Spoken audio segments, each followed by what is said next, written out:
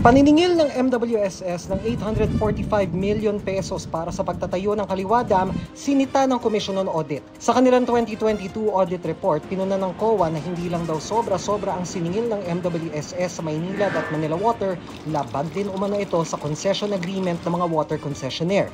Pinasususpindi rin ng COA sa MWSS ang paniningil ng karagdagang gastos maliban na lang kung aprobado ito ng Department of Finance.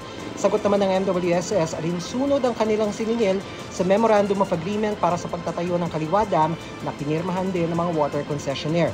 Sa ngayon, wala pa raw kahit anong gasto sa Kaliwa Dam project na itinakarga sa mga consumer. Pero sabi nila, pagsapit ng 2026, sisingilin na ang gasto sa Kaliwa Dam na nasa 81 centavos per cubic meter.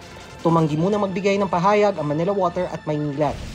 Paghahain ng kasong graft laban sa mga dating opisyal ng Budget Department at ilang opisyal ng Pharmally Pharmaceutical Corporation, iniutos ng Ombudsman. Pinakakasuhan sina nooy Budget Undersecretary Christopher Lau at dalawang iba pang dating opisyal ng DBM.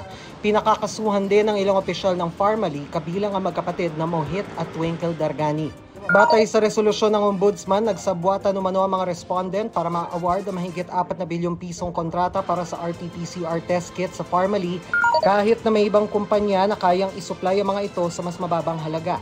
Ikinalulungkot naman ito ng abogado ng ilan sa mga pinakakasuhang opisyal ng Pharmally. Hihintayin daw nila ang kanilang araw sa korte para mapatunayang wala silang ginawang mali at politika ang ugat ng mga paratang. Ang DBM susunod sa utos ng Ombudsman.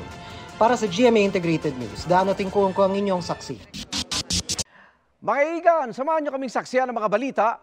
Mag-subscribe sa GMA Integrated News sa YouTube. Para sa mga kapuso abroad, samahan niyo kami sa GMA Pinoy TV at sa www.gmanews.tv.